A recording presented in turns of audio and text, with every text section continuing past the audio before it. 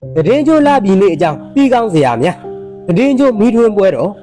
တရားရှင်သည်ခဏဝါမြောက်ဝါတွင်တာဝန်သာနတ်ပြည်၌ဝါကတ်ဆိုပါတယ်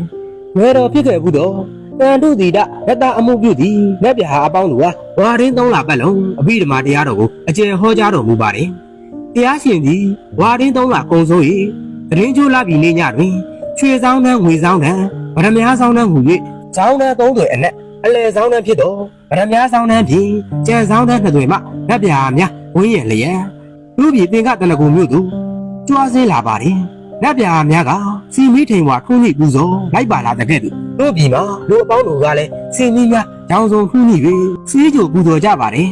ထိုအိဗယ်ကိုယူလျက်ဗုဒ္ဓဘာသာမြန်မာတို့သည်တရင်ကျိုးလာပြည်နေကိုဘိုလ်ပြုလျက်အကျိုးတရက်အပူတရက်ထဲသွင်းကြက3ရက်တိုင်တရင်ကျိုးမိထွန်းပွဲတော်ကိုလူရရက်ကွက်အလိုက်ကျင်းပပြုလုပ်ကြခြင်းဖြစ်ပါတယ်ပဝါယနာပွဲတော်ဖျားရှင်သည်တာဝိတ္တိပြည်ဇေတဝန်ကျောင်း၌တရင်သုံးနေစဉ်အခါတစ်ပါး၌ဘောလာတရင်ကျိုး၍ကိုတလာတိုင်းမှာယဟန်တော်များကဖျားရှင်ရလာရောက်ဖူးမြော်စဉ်ဖျားရှင်ကယဟန်တော်များအချင်းချင်းအစဉ်ပြေပြေရှိကြရဲ့လားဟုမြင်မြန်းတော်မူရာယဟန်တော်များကအချင်းချင်းအစဉ်မပြေရှိမည်ဆို၍တဝါတွင်လုံးအချင်းချင်းစကားပြောဆိုခြင်းမပြုကြပဲတရားအလုပ်ကိုသာကြင့်ကြံနေထိုင်ခဲ့ကြပါကြောင်းရှောက်ထားကြတယ်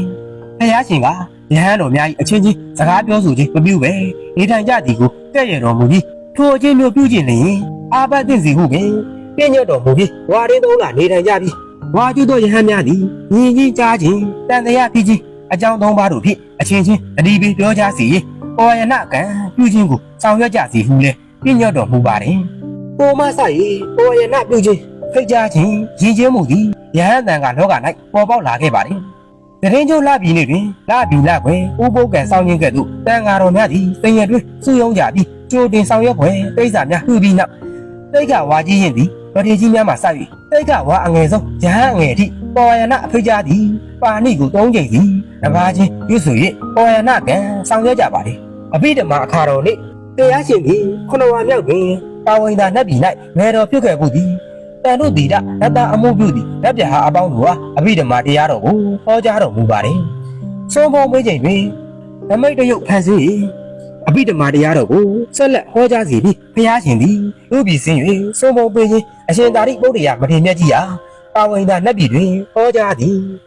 အဘိဓမ္မာတရားအချင်းချုပ်ကိုထပ်ဆင့်ဟောကြားပေးပါသည်ရှင်သာရိပုတ္တရာကလည်းအတိယဟန်900တို့ဟာမကျင်းမကျဲအားဖြင့်ဆက်လက်ဟောကြားပါသည်ဝါရင်း3လပြီးရောက်ပြီးတရင်ကျိုးလပြည်နေ့တွင်အဘိဓမ္မာတရားဟောကြားခြင်းပြီးဆုံးအောင်မြင်ပါတယ်တာဝိသာနတ်ပြည်တွင်အကျယ်ဟောကြားတော်မူသည့်အဘိဓမ္မာတရားပွဲပြီးဆုံးသည့်နေ့တူလူပြည်တွင်အရှင်သာရိပုတ္တရာအားဟောကြားတော်မူသည့်အဘိဓမ္မာအချင်းချုပ်နှင့်ဆက်လက်ဟောကြားသည့်မကျင်းမကျဲတို့သည်လည်းထိုနေ့တွင်ပြီးဆုံးအောင်မြင်ပါသည်တို့ဖြစ်ရာတရင်ကျိုးလပြည်နေ့သည်အဘိဓမ္မာတရားအောင်ပွဲနေ့ဖြစ်ပါသည်မြမဗုဒ္ဓဘာသာဝင်တို့သည်တရင်ကျိုးလပြည်နေ့ကိုတရင်ကျိုးမိထွန်းပွဲတော်နှင့်အတူ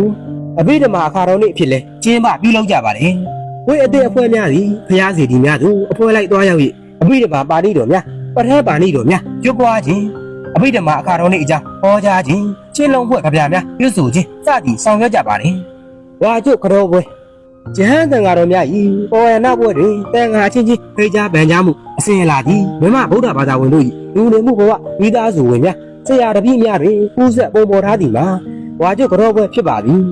ဆွေမျိုးမိသားစုတွင်ဘိုးဘမိဘများတက်ကြီးရွယ်ဦးများကျောင်းဌာနရုံးဌာနတွင်ဆရာသမားနှင့်ဌာနအကြီးအကဲတို့အားမိသားစုဝင်များတပည့်များက